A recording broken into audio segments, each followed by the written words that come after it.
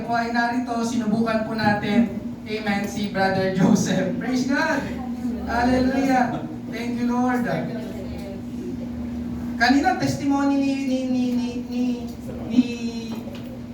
Brother Lando, di ba, about blessing, Brother Lando, no, yung lana lang may darating sa GCash. May sinabi ni Star siya, nalimutan ko yung, ang Diyos ang magpapala sa aming trabaho. Amen. Si Brother Joseph, testimony about blessing din, Sir Jiwen. Pinagdudugtong-dugtong ko, sabi ko, praise God. Hallelujah. Bakit ko po yun na sinabi? Sa tuwing papasok ang bagong taon, ang pumapasok sa isipan ng lahat ng tao ay tungkol sa pagpapala at kasaganaan. Amen. Marahil, yun din ang hinahangad mo o inaasam mo kagabi sa pagpasok ng bagong taon. Paano kami pagpapalain ngayong papasok na taon? Paano kami magkakaroon ng higit ngayong papasok na taon? Paano sasagana ang aming buhay ngayong papasok na taon? Kaya tignan nyo mga kapatid ang mga pamahiin na ginagawa ng mga Pilipino kapag sasapit na ang alas 12 ng January 1 bilang pagsalubong sa bagong taon. Nandyan ang bibili ng 12 bilog na prutas. Magsusuot ng damit na maraming bilog o polka dots. Maglilinis ng buong bahay. Bubuksan ng mga bintana at pintuan ng bahay. Magsasabog o magpapaagaw ng pera, ng coins. Mag-iingay ng malakas gamit ang paputok, tambutso ng motor, speaker, torotot, at paghataw sa kaldero o kaserola. Ang iba ay aalamin kung anong color of the year para yun ang susuotin nila pagsalubong sa bagong taon. At ang iba naman ay bibili ng pusa na kumakaway. Mga kapatid, pansinin ninyo, ang lahat ng nasa likod ng mga yon, kung bakit ginagawa ang mga nabanggit kong yon, ay para swertihin daw ang tao. Tama ba? Para daw masagana ang pasok ng bagong taon. Para daw maraming perang dumating sa atin sa bagong taon. Para daw mas lalo nating maranasan ang pagpapala ngayong taon. Ngayong gabi, nais ko pong sabihin sa bawat isa na hindi totoo ang mga pamahiin na yon. Amen. Marami nag-iingay tuwing sasalubungin ang bagong taon, pero hindi naman yumaman. Hindi naman sumagana ang buhay. Bata pa lang ako, amen, sa Mandaluyong, ang dami naming kapitbahay doon, na grabing mag-ingay kapag mag-aalas 12 na ng January 1. Pero hanggang ngayon, nandoon pa rin sa lugar na yon, at halos ganun pa rin ang bahay, at ganun pa rin ang buhay. Amen? Kaya kung gusto natin pagpalain ngayong taon, sino gusto pagpalain ngayong taon? Amen. Kung gusto nating sumagana ngayong taon, lalo na sa usaping pinansyal, amen, financial. Alam nyo mga kapatid, hindi natin kailangang makakumpleto ng 12 bilog na prutas. Hindi natin kailangan magsuot ng polka dots. Hindi natin kailangan magbukas ng bintana at pinto. Hindi natin kailangan bumili ng pusa na kumakaway. Hindi natin kailangan mag-ingay ng malakas. Alam nyo ang kailangan natin? Ang kailangan natin para tayo ay pagpalain, ang kailangan natin para sumagana ang ating buhay ay walang iba kundi ang Diyos na buhay. Bakit ang Diyos? Dahil ang Diyos, amen, ay ang Diyos ng pagpapala. Amen. Bakit ang Diyos? Dahil ang Diyos ay ang Diyos ng kasaganaan. Amen. At yun ang nais ng Diyos para sa atin. Tayo ay sumagana sa bawat dako sa ating buhay. Amen? Basahin po natin ang ating main text, 3 John, chapter 1, verse 2. Isang talata lang po ito. Ganitong sabi, minamahal, aking idinadalangin na sa lahat ng bagay ay guminhawa ka at bumuti ang iyong katawan na gaya ng pagginhawa ng iyong kaluluwa.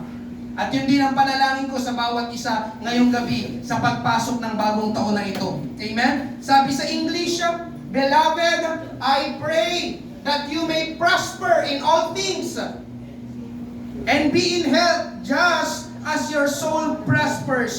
Sabi pa sa ibang English, the Passion Translation, Beloved friend, I pray that you are prospering in every way and that you continually enjoy good health just as your soul is prospering. Amen? Nandoon po yung salitang prosper. Nabasa niyo ba yung salitang prosper? Sa Tagalog po nun ay sumagana.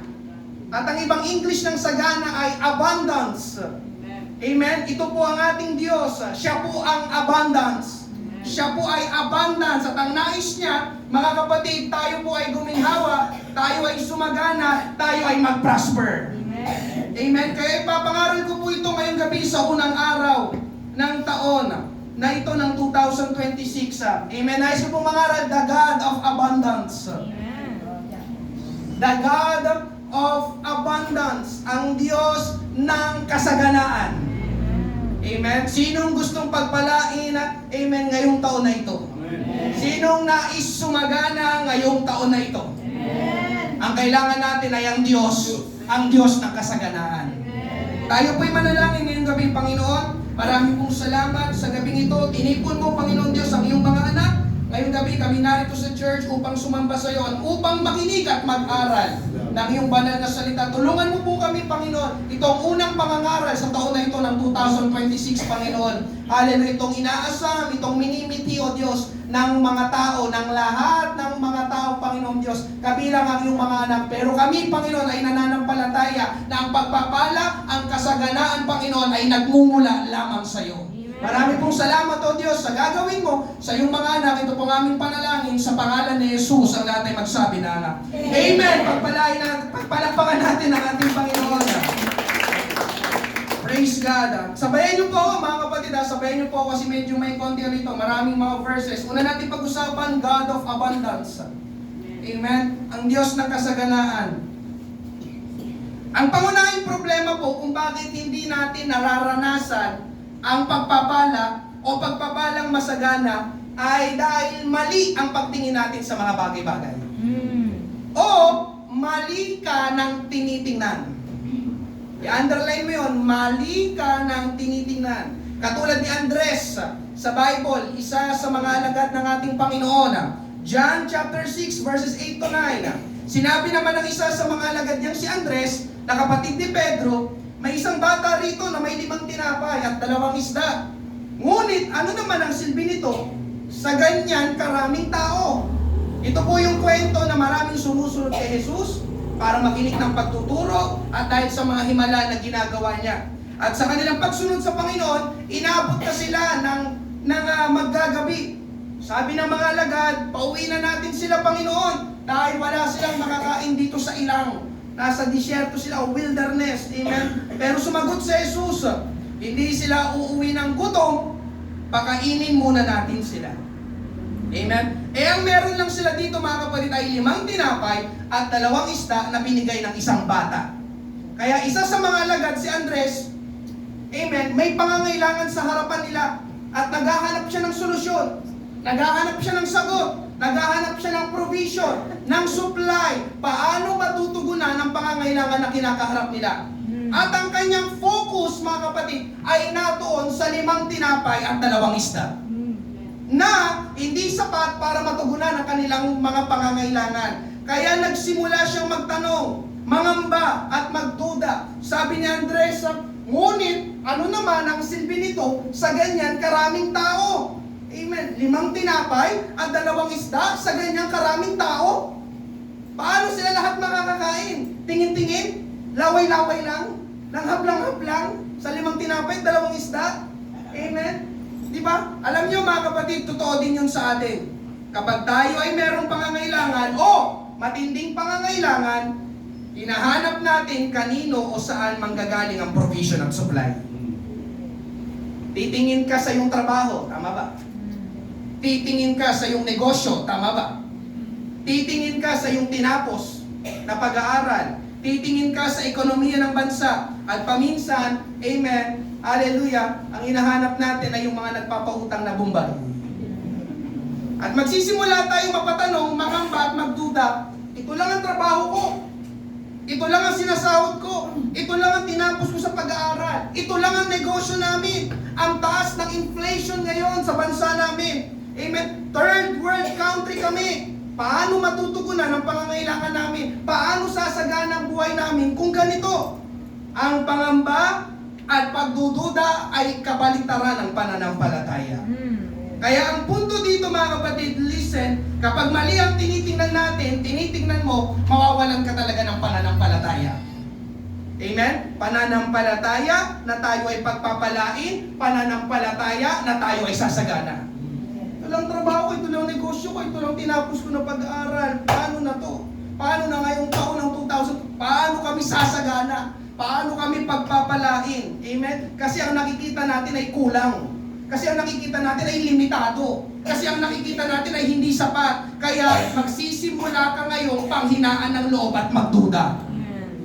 Sa iyong mga nakikita, maging sa iyong sariling kakayahan. So, ano ang tamang gawin, mga kapatid? Ngayong gabi, hallelujah, ang tamang gawin ay huwag tayong tumingin sa sitwasyon, huwag tayong tumingin sa pangyayari, huwag tayong tumingin sa kahirapan, huwag tayong tumingin sa mga problema na, at huwag kang tumingin sa iyong sariling kakayahan at abilidad. Kundi, ngayong gabi, mga kapatid, ang tingnan mo ay ang Diyos. Ang tamang pagtingin ay sa Diyos. Amen. Hindi sa trabaho mo, hindi sa negosyo mo, hindi sa kakayanan mo, hindi sa talino mo, hindi sa abilidad mo. Sa Diyos ang tamang pagtingin. Amen. Amen. Bakit sa Diyos? O bakit ang Diyos? Dahil siya ang Diyos ng kasaganaan. Amen. Dahil sa Diyos, walang imposible. Amen. Dahil ang Diyos ay sagana. Amen. Amen. Tingnan natin, mga kapatid. Una, nothing is impossible with God. Walang imposible sa Diyos. Genesis 18 verses 11 to 14. Si Abraham at si Sarah nga'y matatanda na at lipas na sa panahon. At tinigilan na si Sarah ng kaugalian ng mga babae. At nagtawa si Sarah sa kanyang sarili na sinasabi, pagkatapos na ako'y tumanda, ay magtatamo ako ng kaligayahan at matanda na rin pati ng Panginoon ko. Si Abraham ang tinutukoy niya dito. At sinabi ng Panginoon kay Abraham, bakit tumawa si Sarah na sinasabi, tunay kaya ako'y manganganak na matanda na ako? Verse 14, sabi ng Diyos, may anumang bagay kayang napakahirap sa Panginoon?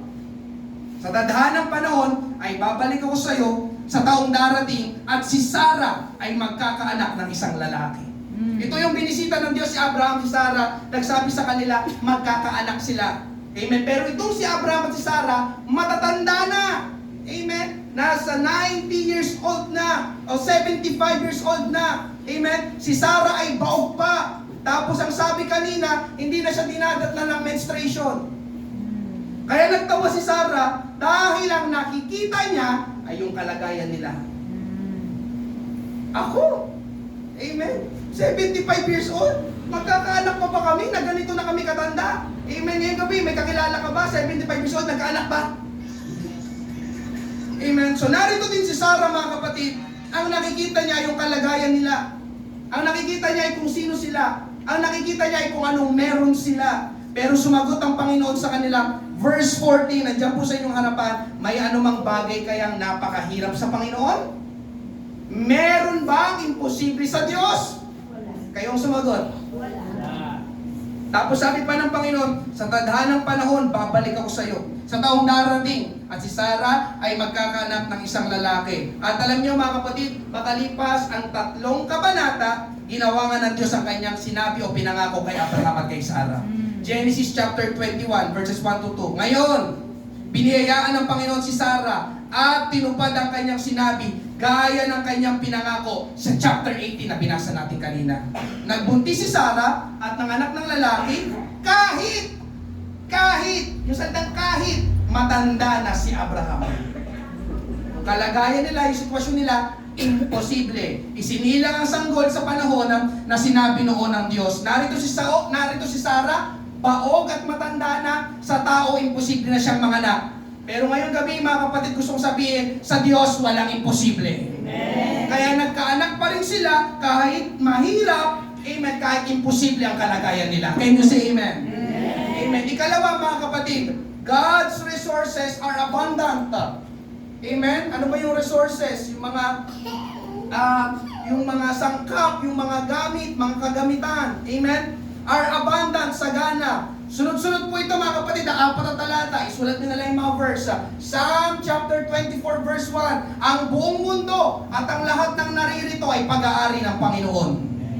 Haggai chapter 2 verse 8. Sapagkat ang mga ginto at mga pilak, ito'y pera, ay akin, sabi ng Panginoon ng mga hukbo. Psalm chapter 50 verse 10. Sapagkat akin ang lahat ng hayop ang mga hayop sa gubat, at ang mga baka sa libo-libong mga burol. Psalm 89 verse 11, sa inyo ang langit at lupa, ang mundo at ang lahat ng narito ay inyong nilikha. So narito mga kapatid, ang buong mundo, ang langit at lupa, pati ang ginto at pilak, kasama din ang mga hayop ay pagmamayari ng Diyos. Bakit siyang nagmamayari? Dahil ang Diyos ang lumikha sa buong mundo. At dahil ang Diyos ang lumikha sa buong mundo, siya ang may karapatan sa buong mundo. Kung gusto ng Diyos kumuha ng pera, kumuha ng hayop, magagawa niya. Amen? Hallelujah. Ngayon tanong, nauubos ba ang pera sa buong mundo? Nauubos ba ang pera sa buong mundo? Hindi. Kaya ibig sabihin mga kapatid, hindi nauubos ang pera ng Diyos. Dahil ang lahat ng pera, pagmamayari ng Diyos. Ginto at pilak ay akin, sabi ng Panginoon. Amen? At dahil hindi nauubos ang pera ng Diyos, napakayaman ng Diyos. Dahil hindi nauubos ang resources ng Diyos, napakasagana ng Diyos. Amen? Kaya hindi usapin mga kapatid kung ano ang trabaho at negosyo natin. Ang tanong ay, sino ang Diyos? Hindi usapin kung magkano ang sahod natin. Ang tanong ay, anong kayang ibigay ng Diyos? Hindi usapin kung bumabagsak ang ekonomiya ng bansang Pilipinas. Ang tanong ay, anong kayang gawin ng Diyos? Amen? Para mas maunawaan natin mga kapatid kung gaano kayaman at kasagana ang Diyos. I-breakdown natin. Amen? Sundan nyo ako. I-breakdown natin. Gagamitin kong halimbawa ang magkakapatid na si SY. Sila po ang may-ari ng SM na pinamana sa kanila ng kanilang tatay na si Henry C. Sr. Amen? Pamilyar po ba kayo sa kanya? Amen? Siya po ay ninong po. Ang magkakapatid po na si, listen, ang magkakapatid na si, kasi kinumbay na siguro, ang magkakapatid na si ang nag-top 1 sa pinakamayamang Pilipino noong 2025 ayon sa Forbes Asia. Sila ang nag-top 1 richest people in the Philippines last year, 2025. Sila ay merong kinitang pera sa 2025 na $11.8 billion. $11.8 billion. Nasusundan niyo po ba? Kapag kinonvert sa peso, meron silang 22 billion 241 million 482,968. Amen? Pag kinonvert sa peso, yun yung kanilang nalikom na pera noong 2025. 22 billion pesos. Amen? Nakakalula, billion. Breakdown pa natin mga kapatid. Sa isang araw, sundan nyo ako sa isang araw, ang kinikita ng magkakapatid na si ay 60,935,570 pesos. Ulitin ko sa isang araw.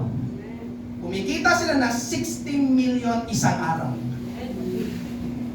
So pagdating bukas, isang araw ang lumipas, magkakaroon na naman sila ng 60 million.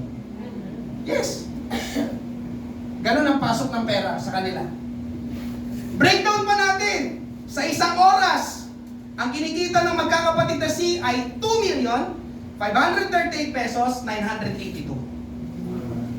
Sa isang oras lang yon. So pagtapos ng service ngayong gabi, madadagdagan sila ng 2 million. So, breakdown pa natin. Sa isang minuto, ang kinikita ng magkakapatid na si ay 42,316. So habang nagsasalita ako ngayon, hintay tayo isang minuto. Kumikita sila ng 42,000. Amen? 42,000 per minute. Tuloy-tuloy ang kita nila dahil tuloy-tuloy ang pagbukas ng mga SM. Tama ba? So mga kapatid, ngayong gabi, ganito lang naman kayaman ang magkakapatid na si. Per minute, tumatanggap sila ng 42,000 pesos. Amen? Ngayon, sa tingin nyo, mag-aalala kaya magkakapatid na si kapag tumaas ang mga bilihin dito sa Pilipinas ng 1,000 piso? Ay, grabe, nagtaasan ng mga bilihin ngayon ng 1,000 pesos. Mag-aalala kayo mga magkakapatid na si. Tumaas ng 1,000 pesos yung presyo ng mga bilihin. Hindi pa sila makakatulog kapag nalaman nila na tumaas ang singil ng kuryente, tumaas ang singil ng tubig, tumaas ang singil ng internet. Hindi pa sila makakatulog sa gabi. Ang kuryente namin, grabe, tumaas ngayon, ang tubig namin, tumaas ngayon na. Nai-stress kaya sila nang magbigay sila ng mga aginaldo sa inaanak nung nakaraang ko. Daming bibigyan ng aginaldo. Pinagpapawisan kaya sila kapag dumadating na mga bayaran ng bills? Sa tingin nyo mga kapatid? Sa tingin ko, hindi. Bakit? Dahil napakarami nilang pera. 42,000 per minute. Hindi sila pinagpapawisan, hindi sila nakaka-stress, mahimbing sila nakakatulog dahil sagana sila, amen, pagdating sa resources sa pananalapi. Sa isang taon, meron silang 22 billion pesos at pwede pa yung tumaas ngayong 2026. Amen? Ngayon mga kapatid, tanong ko ulit. Ang tanong ko ay, kung kamag-anak mo ang mga magkakapatid na na ito, at sinabi nila sa'yo, kung may kailangan ka, magsabi ka lang, tutulungan kita. Paano kung kamag-anak ka ng mga sabi sa'yo, magsabi ka lang. Amen? Kung may kailangan ka, bibigyan kita, tutulungan kita. Sino sa inyo gustong maging kamag-anak sila? Amen. Alam niyo mga kapatid, sa tingin ko, amen, kapag sinabi yun ng mga ikaw na ang pinakamasayang tao dito sa Pilipinas. Biruin nyo, ang pinakamayamang pamilya sa Pilipinas nagsabi sa'yo na sila ang bahala sa'yo kapag may kailangan ka. Talagang makakatulog ka na mahimbing sa gabi. Amen? Bakit? Dahil alam mo na kaya ka nilang tulungan. Dahil alam mo na kaya nilang ibigay ang hinihingi mo. Dahil alam mo na kaya nilang tugunan ang pangangailangan mo. Dahil kumikita sila ng 60 million pesos sa isang araw lang. Ngayon mga kapatid, amen? Nakuha niyo po ba yung punto? Ngayon, ang punto ko pa dito, kung kampante tayo sa kanila, aba, dapat mas kampante tayo sa Diyos. Amen. Ang magkakapatid na ay mga tao lang, hindi sila Diyos. Amen.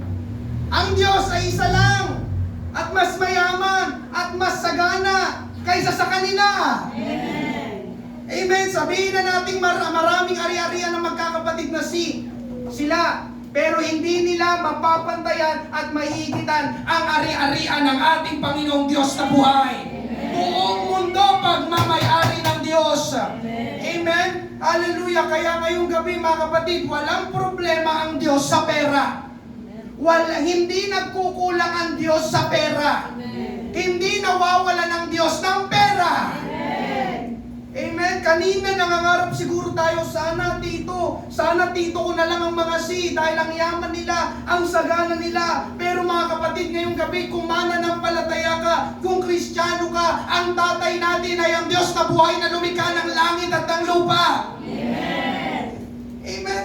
Sabi ng Bible, John chapter 1 verse 12, gayon pa man, ang lahat ng tumanggap at sumampalataya sa Kanya ay binigyan niya ng karapatang maging anak ng Diyos. Ang lahat daw ng tumanggap, sumampalataya sa Kanyang anak, kay Jesus, ay ginawang mga anak ng Diyos. At ang tanong ko ngayong gabi, sinong sumampalataya at tumanggap sa ating Panginoong Jesus? Gusto ko makita ang kamay. Mga kapatid, kung ikaw ay sumampalataya at tumanggap sa ating Panginoong Jesus, ikaw ay anak ng Diyos. At kung ikaw ay anak ng Diyos, makakahingi ka sa Diyos. Amen. Kung ikaw ay anak ng Diyos, amen, hallelujah, makakahingi ka ng tulong sa Diyos. Kung paano humihingi ang anak sa magulang niya. Amen. Mahal na mahal ko po si Ruth dahil anak ko siya. Meron siyang pabor na makukuha sa akin kaysa sa ibang mga bata na hindi ko anak. Kapag humingi siya sa akin ng ganito, ganyan, at kaya kong ibigay, maibibigay ko. Amen. Ang punto ko dito ngayong gabi mga kapatid, ikaw, anak ka ng Diyos. Amen. Kailangan yung sumiksik sa isipan mo, ikaw, anak ka ng Diyos. Amen. At kapag humingi ka sa Diyos, meron bang hindi kayang ibigay ang Diyos sa'yo? Amen. Meron ba? Siya ang Diyos ng kasaganaan. Amen. Nais ko pong sabihin sa bawat isa mga kapatid na hindi po mamomroblema ang Diyos kung hihingi tayo sa Kanya. Amen. Hindi mai-stress ang Diyos kung saan niya kukunin ang ibibigay niya sa atin. Hindi po pagpapawisan ng Diyos kung magtaasan man ang mga bilihin dito sa Pilipinas. Hindi nag-aalala ang Diyos sa trabaho mo. Hindi nag-aalala ang Diyos sa negosyo mo. Hindi nag-aalala ang Diyos sa tinapos mo na pag-aaral. Dahil lahat ng pera dito sa mundo, lahat ng hayop dito sa mundo, lahat ng resources dito sa mundo ay sa Kanya. Amen? Kaya huwag tayong tumingin sa kalagayan natin, tumingin tayo sa Diyos na sagana sa lahat. Huwag tayong tumingin sa sinasahod at kinikita natin, tumingin tayo sa kayang ibigay ng Diyos. At huwag tayong tumingin sa magagawa natin, tumingin tayo sa magagawa ng Diyos. Amen? Alam niyo mga kapatid, naging lalong mas malinaw sa akin ang sinabi sa akin ng aking pastor, si Pastor Boyet, nung nagsabi ako sa kanya na sumisikip na tayo dito sa church, lalo na pag Sunday morning. Amen? At kailangan na ng mas malaking church sanctuary. Kailangan na ng pera pang pa-renovate. Alam niyo, sabi lang sa akin ni Pastor Boyet, ang sinabi lang sa akin ng aking pastor, humingi ka sa Diyos. Yes. Nung una, hindi ko mag-gets. Pastor, kailangan na namin. Pero sinabi lang sa akin ni Pastor Boyet, humingi ka sa Diyos. Habang ginagawa ko itong pangangaral na ito, mga kapatid, naging malinaw sa akin yung sinabi ni Pastor Boyet na humingi ako sa Diyos. Yun pala, kaya ako pinapahingi ni Pastor Boyet sa Diyos dahil anak tayo ng Diyos. At walang imposible at mayaman at sagana ang Diyos. Our God, amen, is the God of abundance. Amen. Sabi ko, oo nga, no, kaya pala ako pinapahingi ni Pastor Boyet. Amen. Nakatingin agad ako sa gagawin ng tao. Hindi ko muna kinonsulta ko nung kayang gawin ng Diyos ng kasaganaan. Palakpakan natin ang ating Panginoon. Amen. Ngayong gabi mga kapatid, itong kailangan tumatak sa puso't isipan ng bawat mananampalataya sa unang araw ng taon na kailangan mong dalhin sa buong taon ng 2026. Ang Diyos ay Diyos ng kasaganaan. Amen? Pangalawa, pag-usapan natin, God gives abundance. Sa first point, pinag-usapan natin kung sino ang Diyos at anong meron ng Diyos. Nalaman natin ang Diyos ay mayaman at sagana. Pero, hindi lang ang Diyos mayaman at sagana, kundi ang mas magandang balita, ngayong gabi, ang kasaganaan ng Diyos, ibinibigay niya. Amen. Ang kasaganaan ng Diyos, pinaparanas niya. Una, dahil hindi madamot ang Diyos. Ikalawa, dahil yun ang nais niyang mangyari at maranasan natin. Ngayon, paano mo naman nasabi, Pastor, na ang Diyos ay nagbibigay ng kasaganaan? Ang sagot ay merong track record. Tracker ang Diyos. Alam niyo po yung tracker? O track record, yung parang listahan? Amen? At ang kanyang track record ay ang aklat na ito. Bible. Ang Bible po ay walang mali. Ang Bible ay hindi nagsisinungaling. Ang Bible ay hindi nalulumat na lalaos. Hanggang ngayon, ang lahat ng pangangaral ay galing sa Bible. Dahil ang Bible ay salita ng Diyos. Ngayong gabi, sundan niyo ulit ako. Narito ang listahan sa Bible ng mga ginawa o binigay o sinuplay ng Diyos ng sagana. Una, si Abraham. Genesis 13:2, at si Abraham ay napakayaman sa hayop, pilak at ginto. Si Abraham, mga kapatid, ay tinawag ng Diyos at nagkaroon ng relasyon at tipan. Covenant sa Diyos. Tinawag siya ng Diyos. Amen? Ngayon, nabasa natin, pinagpala, pinasagana ng Diyos si Abraham na may relasyon at tipan sa Kanya. Amen? Si Abraham dito ay larawan ng mga mananampalataya na may relasyon at covenant sa Diyos. Sino ngayong gabi ang may relasyon at covenant sa Diyos? Ang sabi dyan, si Abraham ay napakayaman sa hayop, pila at ginto.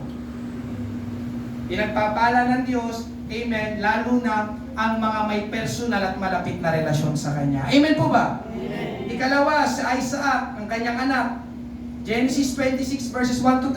Nagkaroon ng tagutom sa lupain. Bukod sa unang tagutom na nangyari ng mga araw ni Abraham, pumunta si Isaac kay Abimelech, na hari ng mga Filisteo sa Gerar. At nagpakita ang Panginoon kay Isaac at sinabi, huwag kang bumaba sa Ehipto, manatili ka sa lupain aking sasabihin sa iyo. Manatili ka sa lupain ito at sasamahan kita at ikaw ay aking pagpapalain. Sapagkat sa iyo at sa iyong bini ay ibibigay ko ang lahat ng lupain ito at tutuparin ko ang aking pinangako kay Abraham na iyong ama. Tapos tanong tayo sa verse 12. Amen?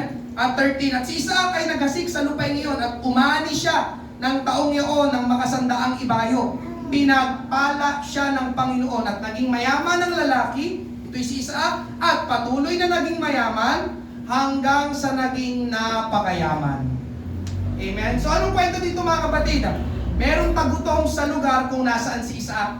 At si Isaac gustong umalis sa lugar na yun, gusto niyang pumunta sa Ehipto. Naku, walang ano dito, hindi ako mabubuhay dito, walang blessing, walang pagkain, merong tagutom. Pero sabi ng Panginoon, no, Isaac, manatili ka sa lugar na yan, sasamahan kita at pagpapalain kita.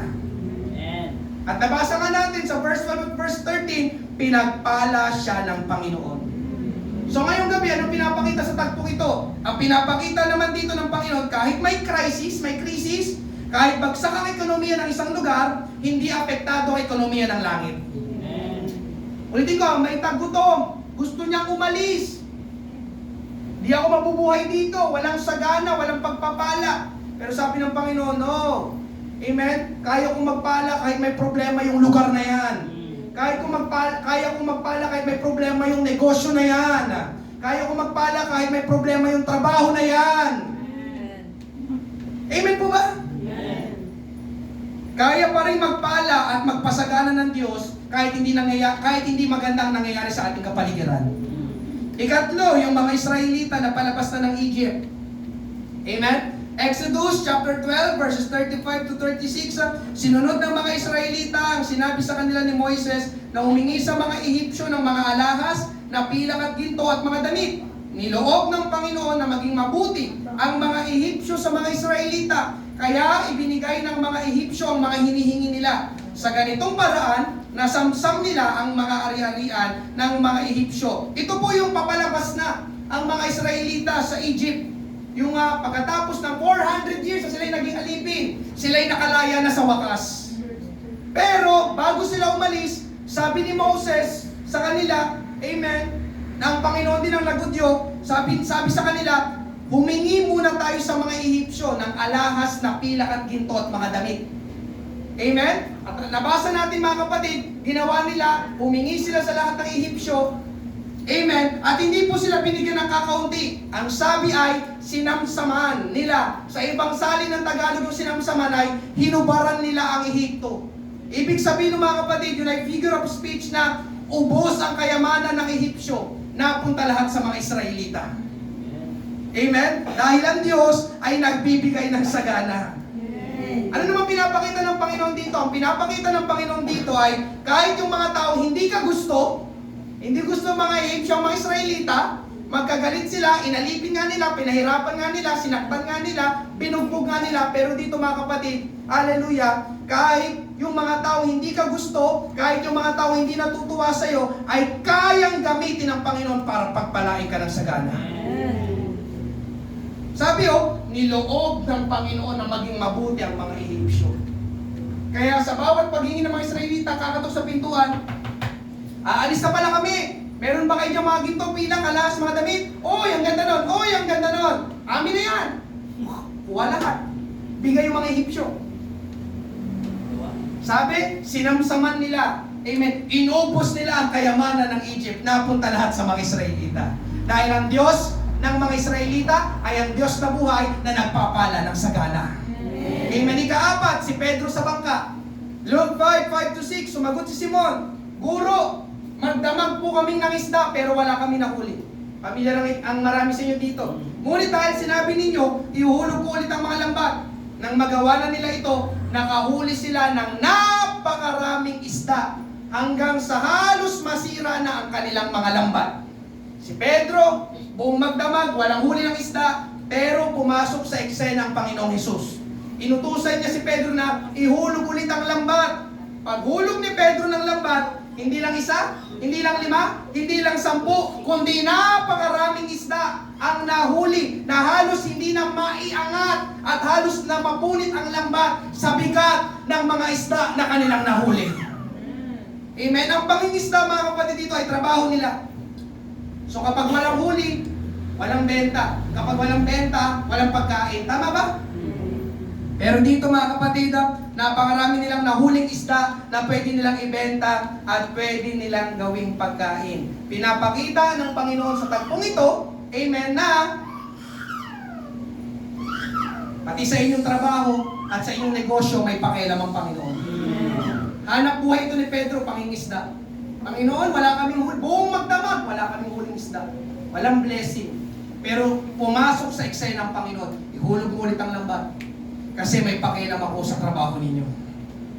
May pakialam ako sa negosyo ninyo.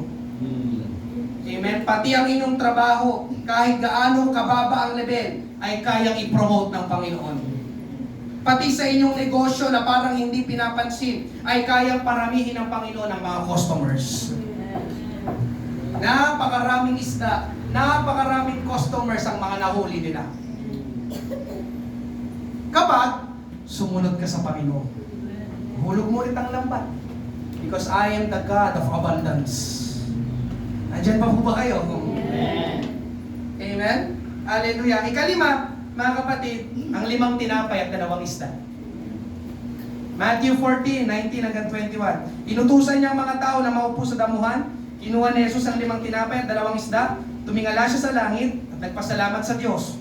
Pagkatapos, pinagpira-piraso niya ang tinapay at ibinigay sa mga lagad niya para ipamigay sa mga tao. Kumain silang lahat at nabusog. Pagkatapos, tinipon nila ang natirang pagkain at nakapuno sila ng 12 kaing o basket. Ang bilang ng mga lalaking kumain ay mga 5,000, maliban pa sa mga babae at mga bata. Pamilyar din tayo sa tagpong ito. 3 bagay ang gusto kong tingnan natin sa tagpong ito. Una, verse 21. Ang nakakain daw ay 5,000 lalaki, bukod pa ang mga babae at mga bata. Sabihin na natin, 5,000 din ang mga babae at 5,000 din ang mga bata. So, ipagpalagay na natin na 15,000 ang lahat ng kumain sa eksena na ito. Sa tagpo na ito, 15,000 ang mga tao. Imagine kung gaano karaming tao yon. 15,000 na mga tao. Amen? Ikalawa mga kapatid, verse 20. Kumain silang lahat at nabusog.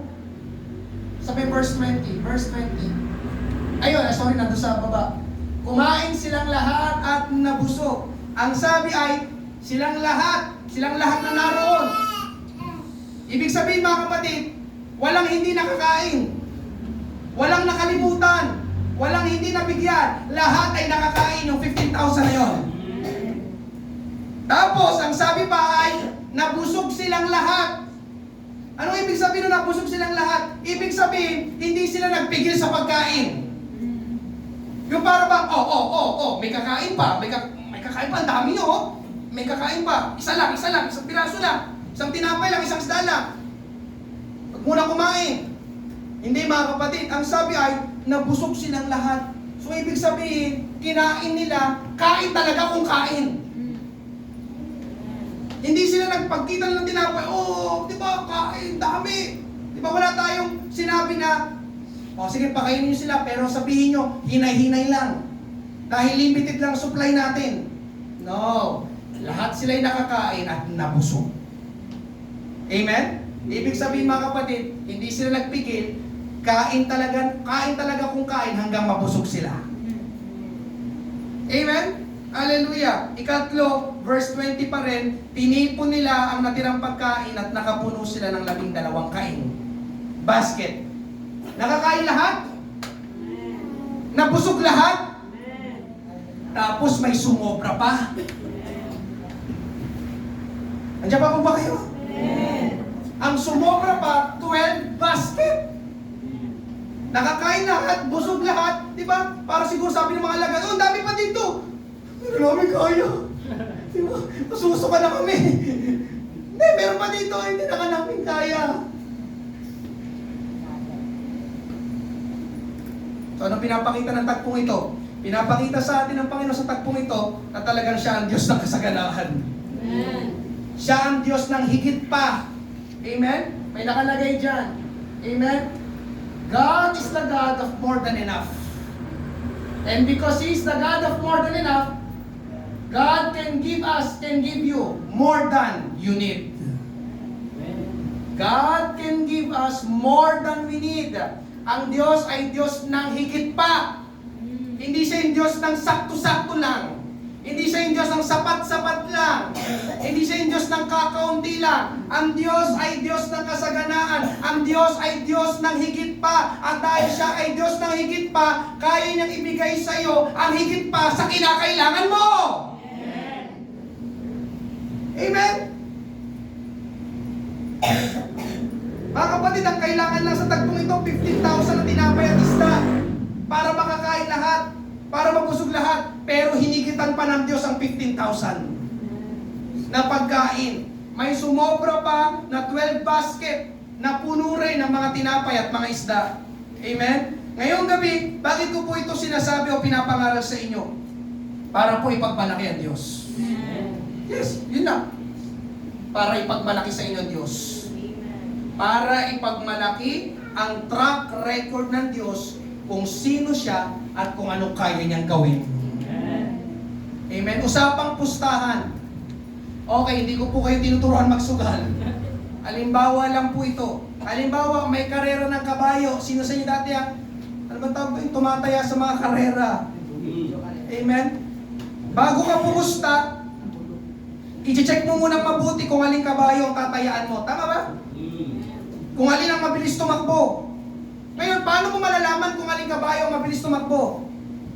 Titignan mo yung track record ng mga kabayo na kasali. Amen? Ang track record ang magpapakita at magpapatunay kung aling kabayo ang mabilis tumakbo at laging nananalo. Kapag nakita mo ang record, makakapagpasya ka. Itong kabayo na ito, dito ako pupusta, wala pang talo at laging nananalo. Ngayong gabi mga kapatid, ito ang ginagawa natin. Pinapakita ko sa inyo ang track record ng Diyos. Mga ginawa niya sa Bible, kung paano siya nagpala, kung paano siyang nagbigay, ng hindi kakaunti, ng hindi sapat-sapat, ng hindi sakto-sakto lang, kundi ang may binigay niya ay sobra-sobra. Amen? Hallelujah. Mga kapatid, ngayong gabi, hindi paputok, hindi pusang kumakaway, hindi polka dots, hindi mga prutas, hindi ang pag-iingay ang nagbibigay ng kasaganaan. Ang Diyos ang nagbibigay ng kasaganaan. Amen? Pangatlo, panghuli ngayong gabi, faith for abundance. God of abundance, God gives abundance, faith for abundance. Tinalakay na natin kung sino ang Diyos at anong kaya niyang gawin. So ang tanong, ano naman ang gagawin natin? Ano naman ang gagawin mo? Ang kailangan natin gawin ay manampalataya ka sa Diyos. Amen? Manampalataya, maniwala ka sa Diyos kung sino siya at anong kaya niyang gawin. Amen? Kaya ang third point ay faith for abundance. Amen? 4 na bagay ang kailangan natin gawin. Una, trust God. Magtiwala sa Diyos. Sino sa inyo nagtiwala sa Diyos nung nakaraang taon? Gusto ko makita ang kamay. Alam niyo mga kapatid, ganun pa rin ang gawin natin itong bagong taon ng 2026. Magtiwala pa rin tayo sa Diyos. Ang Diyos ay tapat. Ang Diyos ay nagmamalasakit sa iyo. Amen. Ang Diyos ay hindi nagbabago. Kung pinrovide ng Panginoon ang mga pangangailangan mo nung nakaraang taon, magtiwala ka na ipoprovide ulit ng Panginoon ang mga pangangailangan mo ngayong taon. Amen. Amen? Amen. Amen. Matthew chapter 6 verse 26. Tingnan niyo ang mga ibon sa himpapawid. Hindi sila nagtatanim o nag-aani o nag-iimbak sa kamali. Ngunit pinapakain sila ng inyong amang nasa langit. Ulitin ko, anak ka ng Diyos. Amen. Hindi ba't mas mahalaga kayo kaysa sa kanila? Amen. Hindi ba? Amen. Tama ba? Amen. O nagkakamali si pastor? Sino mas mahalaga, ikaw o ibon? So, bakit ka nag-aalala? Bakit ka nanghihina? Bakit ka nalulupay-pay? Wala kang tiwala sa Diyos. Nandiyan pa po ba kayo? Amen. Kaya ang unang dapat gawin, magtiwala sa Panginoon. Ikalawa, focus on God. Focus. Huwag mag-focus sa kayang ibigay ng trabaho mo. Huwag mag-focus sa kayang ibigay ng negosyo mo. Huwag mag-focus sa lagay ng ekonomiya ng bansa. Huwag mag-focus amen, sa tinapos mo na pag-aaral. Sa kung anong kaya mong gawin, amen, sa abilidad mo, talino mo, huwag. Amen? Alam niyo mga kapatid, kaya maraming tao nade-depress. Kaya ka nade-depress. Dahil nakafocus ka sa tindahan mo. Amen. Nakafocus ka sa trabaho mo. Nakafocus ka sa negosyo mo. Nakafocus ka sa kakayanan mo. Sa abilidad mo. Sa talino mo. Amen. Nakafocus ka sa mga nangyayari sa ating bansa. Nakafocus ka sa tinapos mo. Amen. Alam niyo mga kapatid, amen, hindi yun ang magbibigay sa'yo ng kasaganaan. Mag-focus ka sa Diyos. Alam mo, amen, alam ko na alam mo itong sinasabi ko ngayong gabi. Mag-focus ka sa Diyos dahil ang Diyos ang nagbibigay ng sagana. Amen? May mga narinig akong testimony na noong pandemic, kung kailan dapat mahina ang benta, kung kailan nagsasara ang mga kumpanya, kung kailan nagtatanggalan sa mga trabaho, doon naman nakaranas ng kasaganaan ng ilang mga mananampalataya. Sino gumawa nun? Ikaw? No. Ang Diyos ang nagbibigay ng kasaganaan. Kaya tingnan mo, kahit anong pilit mo yun, parang wala na. Kasi hindi ikaw ang magbibigay ng kasaganaan. Ang Diyos ang magbibigay ng kasaganaan. Amen po ba? Nandiyan pa po ba kayo? Pakinggan mo ito. Kapag nag-focus ka sa ibang bagay, lulubog ka. Kapag nag-focus ka sa sarili mo, lulubog ka. Matthew 14:28-30. Sumagot si Pedro sa kanya, Panginoon, kung kayo nga yan, papuntahin niyo ako dyan na naglalakad din sa tubig. Halika, sabi ni Jesus. Kaya bumaba si Pedro sa bangka at naglakad sa tubig, praise God, patungo kay Jesus. Verse 30, ngunit, yun na, nang mapansin niyang malakas ang hangin, natakot siya at unti-unting lumubog. Lumakad si Pedro sa ibabaw ng tubig, himala, blessing, abundance. Amen? Hallelujah.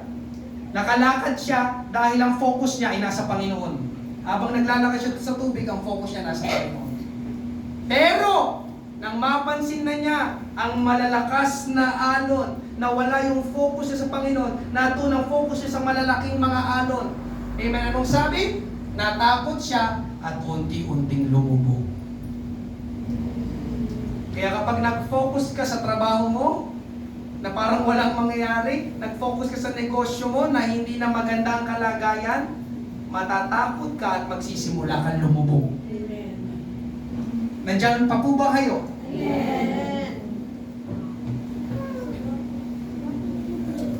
Alam niyo yung lulubog?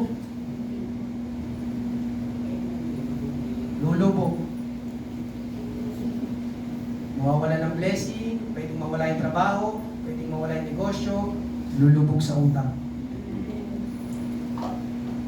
Ngayong taon mga kapatid, listen, kung gusto mong manatiling nasa ibabaw ng tubig at hindi lumubog sa ilalim ng tubig, mag-focus ka sa Diyos.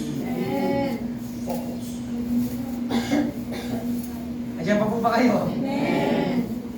Amen? Ikatlo, believe in God's abundant provision until now. Niwala ka, manampalataya ka na yung provision ng Diyos na sagana ay nangyayari pa rin at kaya niya pa rin ibigay hanggang ngayon sa'yo. Baka may mga nagsasabi sa inyo, Pastor, baka naman yung ginawa ng Diyos sa Bible ay noon lang. O baka naman ang ginawa ng Panginoon ay para sa mga Israelita lang. Kasi di ba, yung mga pinag-usapan natin lahat ng ito, mga Hudyo, mga Israelita lang. Hindi po, mga kapatid. Hallelujah. Kung anong ginawa ng Diyos noon, ay kaya pa rin gawin ng Diyos ngayon. At hindi lang ang mga Israelita ang pinagpapala ng Diyos, kahit hindi mga Israelita ay kayang pagpalain ng Diyos ng kasaganaan. Sinong hindi mga Israelita ngayong gabi? So kung makita ang kamay, hindi ako Israelita. Amen? Kahit hindi mga Israelita ay kayang pagpalain ng Diyos ng sagana. Amen? Acts 10:34-35, kaya nagsalita si Pedro, napatunayan ko ngayon na walang pinapabura ng Diyos. Tinatanggap niya ang sino mang may takot sa kanya at gumagawa ng tama kahit ano pang bansa niya. Kahit ano pang bansa niya. Ito po yung kwento po nila Cornelius. Hindi siya Hudyo, hindi siya Israelita. Nananalangin siya at dininig ng Diyos ang panalangin niya. Ngayon, pinasundo si Pedro para pumunta sa bahay ng Cornelius. Pagdating doon, nagsimulang mangaral si Pedro. At habang nangangaral si Pedro, bumaba ang banal na Espiritu. Tapos po silang lahat. At itong sambahayan ni Cornelius ay nagsimulang magsalita sa ibang mga wika. So ngayon, nagulat si Pedro. Dahil ang akala niya, ang kaligtasan ay para lang sa mga Hudyo. Ang banal na Espiritu ay para lang sa mga Hudyo. Pero dito mga kapatid, kitang-kita ng mga mata niya na puspos din ang mga hindi Hudyo. Sabi niya, akala ko kami lang ang ligtas. Akala ko kami lang mapupuspos. Akala ko kami lang ang pinagpapala ng Diyos. Pati rin pala sila, hindi mga Hudyo. Binabaan ng banal na Espiritu, nagsalita sa ibang wika, kaya manghang-mangha si Pedro. Kaya sabi sa binasa natin, siya nagsasalita dito si Pedro napatunayan ko ngayon na walang pinapaboran ng Diyos. Tinatanggap niya ang sino mang may takot sa kanya at gumagawa ng tama. Mahalaga mga kapatid yung gumagawa ng tama. Sa trabaho, sa negosyo, gumagawa ng tama. Kahit ano pang bansa niya. Amen? Mga kapatid, hindi lang ito sa kapuspusan, hindi lang ito sa kaligtasan, pati sa usapang pagpapalang pinansyal ay totoo din ito. Kahit sino, kahit anong bansa, kahit anong lahi, basta may takot sa Diyos at ginagawa ang tama, kayang pagpalain ng Diyos sa sagana. Amen? Hallelujah. Ika-4, ask God for abundant provision. Maniwala. Pang-4, humingi sa Diyos. Magsabi sa Diyos. At hindi lang basta humingi.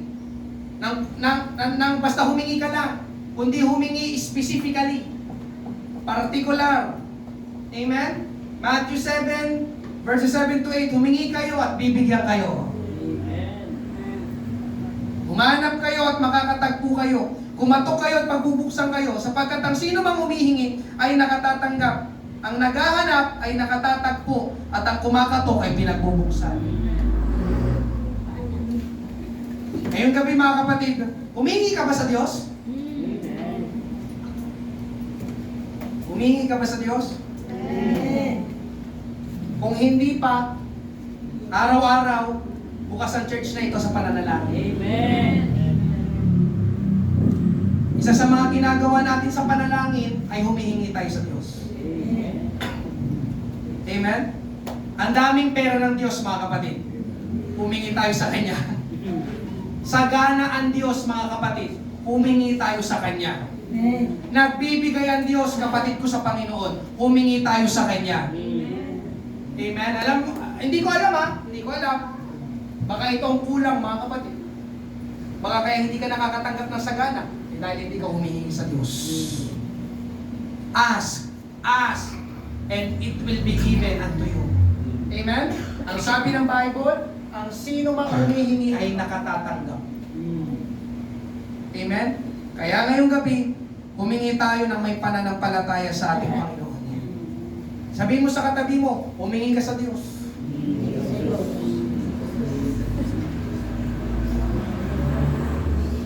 Isa pa, pagpapalain ka ng Diyos ng sagana ngayong taon. Palakpakan natin ang ating Panginoon.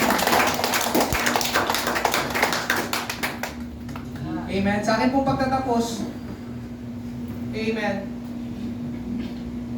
Nauna na sila mag-testimony. Narinig ko ba yung mga nag-testimony dito kanina? Nag-introduction na sila sa pangangaral na ito. Biglang may mga nagpapadala sa GCash. Amen? Nagpapala ang trabaho, pinagpapala ang negosyo. Meron dito sa church, itong buwan lang ng December, paldo-paldo. Ang dami niyang pagpapala ng natanggap. Nagugulat na lang siya na may magbibigay sa kanya ng pera. Yes, pera talaga. Nagkukwento siya sa akin. Amen, nagkwento siya sa akin. Ang sabi daw, ng mga nagbibigay sa kanya, ay kinakausap daw sila ng Panginoon. Nabigyan ng kapatid na ito. Bigla na lang siya aabutan, magugulat siya. Amen. Manghang-mangha siya dahil sabi niya, amen, sa pananalangin, nananalangin siya tuwing umaga, humihingi siya sa Diyos sa panalangin. Panginoon, sa iyo ako nagtitiwala, ikaw nang bahala sa akin. At habang nananalangin siya, kumikilos na pala ang Panginoon. Hindi kasi madamot ang Diyos. Nagbibigay ang Diyos sa sagana. Amen? Sabi ko sa Kanya, at yun din nasasabihin ko sa bawat isa, Amen? Tingin kayo lahat sa akin. Tingin kayo lahat sa akin. Pagdating sa pagbibigay, hindi mo mapapantayan at mahihigitan ng Diyos. Sinabi ko sa Kanya yun, doon sa mananampalataya niya. Ano? Nagpakilala ang Diyos sa'yo. Sabi niya, grabe, pastor. Ayun, pagdating sa pagbibigay, hindi na sinasabi ko sa bawat isa, hindi magpapatalo ang Diyos sa'yo. Hindi papayag ang Diyos na ikaw ay mas sumagana kaysa sa Diyos. Hindi papayag ang Diyos. No. No. Amen? Palagi niyang ipapakita, ipaparanas, ipapakilala ang kanyang sarili na siya ay Diyos ng kasaganaan. Amen? Siya ay Diyos ng higit pa. Amen? Pagtatapos, mga kapatid, last na ito, hindi ko alam sabi ko, kailangan ko ba bang testimony? Amen? Hindi ko sana ipapatotoo, pero sige, papatotoo natin. God of abundance. Amen? Una yung yung ating church building fund. Nung nag-report ako nung kinumpit ko yun nung November, parang nasa wala pang 90. Wala pang 90,000 November. Pero pag compute ko ng December yung ating church building fund, ang total ay 113,000 plus. Computein nyo kung magkano idinagdag. Magkano? Magkano? Nasa 20. Saan galing yun?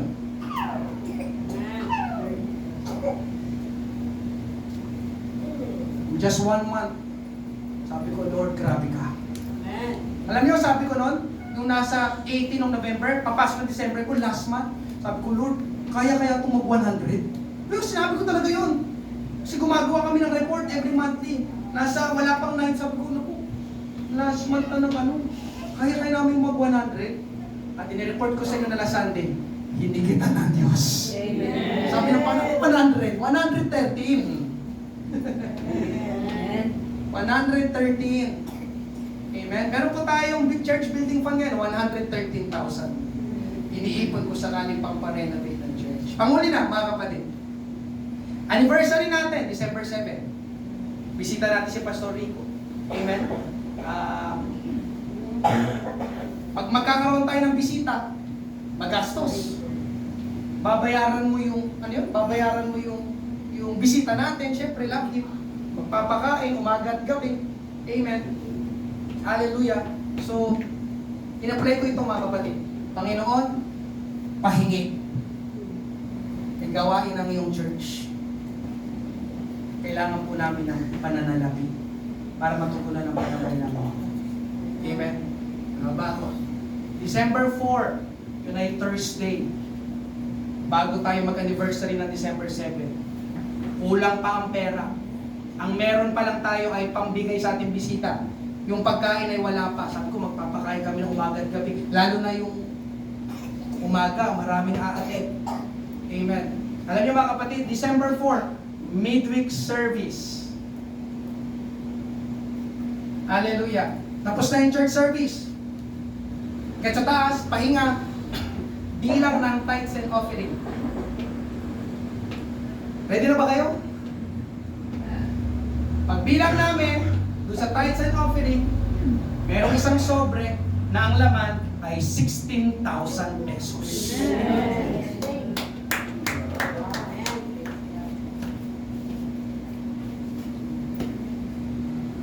Totoo yun. Sabi ng Diyos, no problem. May gawain, no problem. Yung nagbigay na yun, isang beses lang siya umati ng Thursday, hindi na siya ulit bumalik. Sabi ko talaga, Lord, grabe ka. Alam mo yung pangangailangan ng iyong mga anak. alam mo yung pangangailangan ng yung church. Umaten lang yung taon na yon para lang iabot yung 16,000 pesos.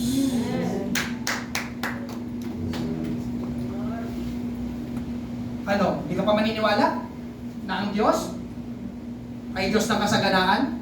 Oh, come on. I challenge you this year. Huwag kang tumingin sa sarili mo. Huwag kang tumingin sa trabaho, sa negosyo, amen, sa kinikita, sinasahod mo, tumingin ka sa Diyos. Tumingin ka sa Diyos.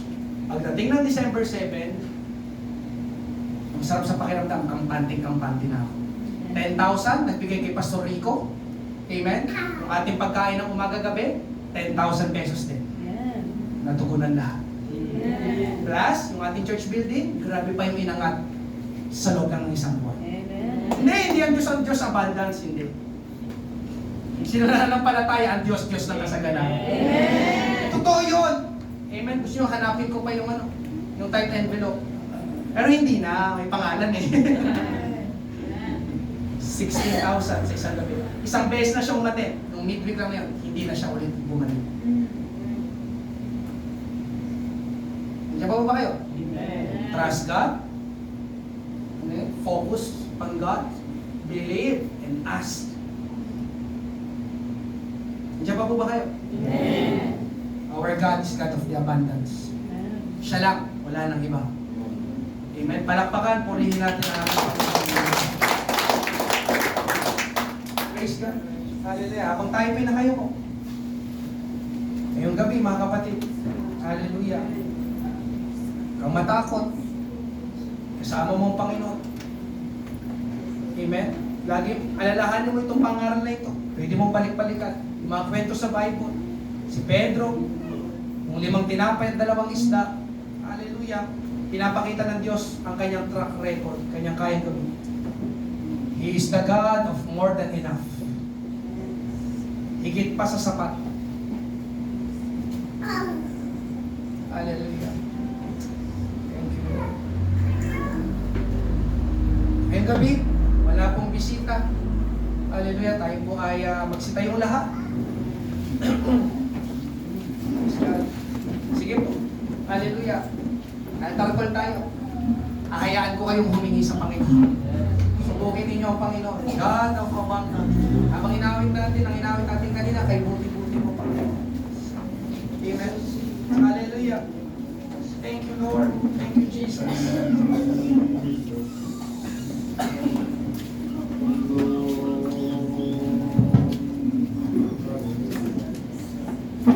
Praise God. Hallelujah. Lord, napakabuti. Hindi ka namin kaya, Panginoon. Hindi ka namin kayang pantayan. Hindi ka namin kayang higitan, Panginoon. Ikaw ang Diyos ng kasaganaan. Hanggang ngayon, Panginoon, kaya mo mag-supply. Kaya mo mag-provide. Nang higit pa sa kinakailangan namin. Hallelujah. Lord, maraming salamat. Tulungan mo kami. Tulungan mo yung mga anak.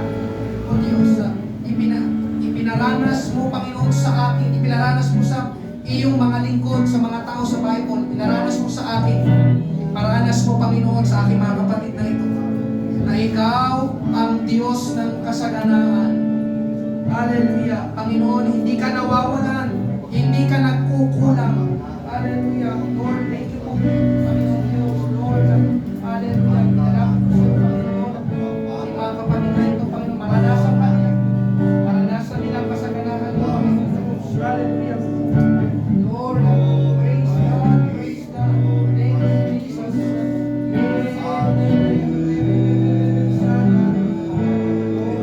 Hallelujah. Samahan mo, Panginoon, ang iyong mga lingkod, ang iyong mga anak na ito. Hallelujah. I pray for them, Panginoon. I pray for them. Lord, subukin ka nila. Patuloy sila magtiwala sa iyo, Panginoon. Hallelujah. May mga hindi kaya kami gawin. May mga hindi kaya kami ibigay. Pero kaya mong gawin at ibigay, Panginoon.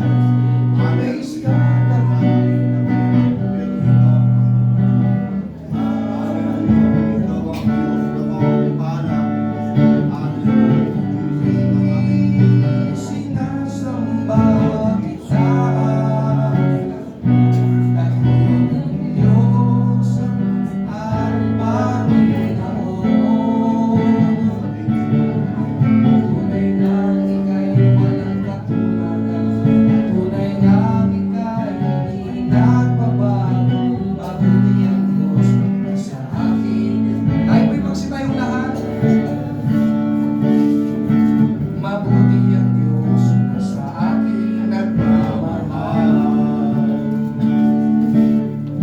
Mabuti ang Diyos na sa akin nagmamahal. Purihin, pasalamatan natin ang ating Panginoon. Praise God. Hallelujah. Hallelujah. Praise God. Praise God. Okay, ngayong gabi, mga kapatid, hallelujah, tayo ay mananalangin. First day of the year. Hallelujah. Tayo ay mananalangin sa ating Panginoon. Manampalataya tayo. At ating angkinin, yung ating ipapanalangin ngayong gabi, na ating maranasan ng Panginoon at ang kanyang kasaganaan. Pagkatapos nating manalangin, magpuri at magpasalamat tayo sa Panginoon na inaangkin na natin yung ating panalangin. Amen. Naniniwala ako, may gagawin ng Panginoon sa buhay ninyo sa taong ito. Hallelujah. Gusto kong marinig ang testimony ninyo na ang Diyos ay ang Diyos ng kasaganaan. Narinig ninyo ang testimony. Nais ko naman marinig ang testimony ninyo. Praise God. Ay manalangin. Hallelujah. Taas natin ang ating kamay sa ating Panginoon. Hallelujah. Sabihin ninyo ganitong panalangin. Aming Amang Banal, buhay na Diyos, na nasa langit, ako ay lumalapit sa iyong harapan sa oras na ito, na nagpapakumbabang puso at nagtitiwala, naniniwala na ikaw ang Diyos ng kasaganaan. Panginoon, kami lumalapit sa oras na ito na tulungan mo kami na mag-focus sa iyo. Panginoon, aking ipinapanalangin, aking sinasampalatayanan at aking inaangkin na aking mararanasan ang mga pagpapala na iyong ibibigay sa akin sa taong ito na masagana. Maraming salamat. Nais kong makilala pa kita ng lubusan sa aking buhay. Aking pinapangako na ako ay magbibigay ng testimony sa church na ito. Kung sino ka at anong kaya mong gawin. Ang lahat ng papuri at pasasalamat ay sa iyo lamang. Ito ang aking panalangin sa pangalan ni Jesus. Amen. Purihin, pasalamatan natin ang ating Panginoon. Thank you, Lord. Maraming po salamat. We give you glory, we give you praise.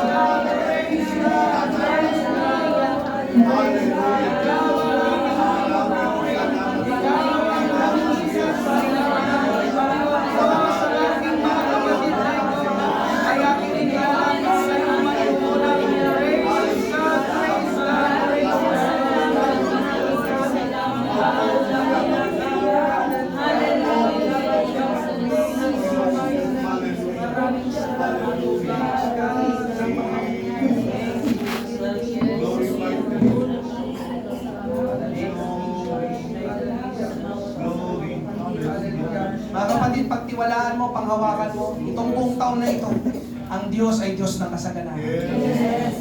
Hallelujah. Manalangin tayo. Ako mananalangin na lang. Hallelujah. Panginoong Diyos, marami pong salamat sa gabing ito, sa gawain, sa mga salita mo, Panginoong Diyos. Hallelujah. Na nagturo, nagpaalala at nagpakilala sa amin kung sino ka at kung anong kaya mong gawin, Panginoon Diyos. Panginoon, ipinapanalangin po namin, kagaya, Panginoon Diyos, ng mga nabanggit sa pangangaral, kami, Panginoon, na mga narito ay iyong mga anak. At dahil kami ay iyong mga anak, Panginoon, hallelujah, kami, O Diyos, ay panatag na makakahingi sa iyo. Hallelujah, ikaw na aming Diyos, aming Ama, na sagana sa lahat ng mabuting bagay.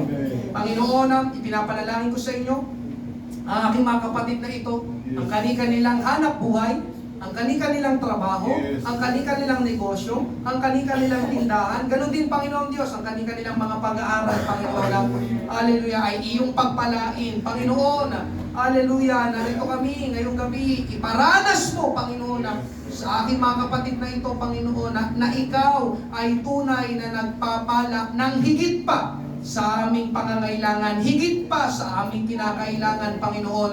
Hallelujah, ikaw ang Diyos, hallelujah, ng kasaganaan. Panginoon, patuloy mong isusupply, ipoprovide, Panginoon, ang aming mga pangangailangan simula sa araw na ito, Panginoon, hanggang sa pagtatapos ng taon na ito ng 2026. Panginoon, ipinapanalangin ko, sinasampalatayanan ko, inaangkin ko na ang church na ito ay magkakaroon ng himala at dakilang testimony, Panginoon. Galing sa mga kapatiran na ito, magpapatotoo sila at ipagmamalaki ka nila, Panginoon. Ipagmamalaki nila, Panginoon, ang ginawa mong mabuti, dakila, Panginoon Diyos, makapangyarihan at kasaganaan sa kanilang buhay, Panginoon. Lord, maraming salamat. Narito yung mga anak, Panginoon Diyos, hallelujah, pagpalain mo, Panginoon, ang kanilang buhay. Lalo na, Panginoong Diyos, sa usaping financial, Panginoong Diyos. Kailangan ka namin. Wala kaming magagawa kung kami ay hiwalay sa iyo. Panginoon, maraming salamat. Ang pangangaral na ito, Panginoong Diyos, ay tunay, totoo, pinangahawakan namin. Tulungan mo kami magtiwala sa iyo, mag-focus sa iyo, maniwala sa iyo, at patuloy na humingi sa iyo ng may pananampalataya. Hallelujah, Panginoon. Hallelujah. Excited kami, Panginoon Diyos, sa gagawin mo sa buhay ng bawat isa sa amin. Sa trabaho, hanap buhay, negosyo ng bawat isa sa amin, Panginoon. Maraming salamat, Panginoon. Hallelujah. Ibinabalik po namin sa inyo ang pinakamataas na papuri at kalwalhatian, Panginoon. Hallelujah. Maraming salamat sapagkat ikaw, Panginoong Diyos, ang Diyos ng kasaganaan. Kaya sa iyo kami patuloy na lalapit, aasa at didepende, Panginoon. Marami pong salamat, Panginoon Diyos. Hallelujah. Ito po ang aming panalangin. Sa pangalan ni Jesus, lahat ay magsabi na Amen! Praise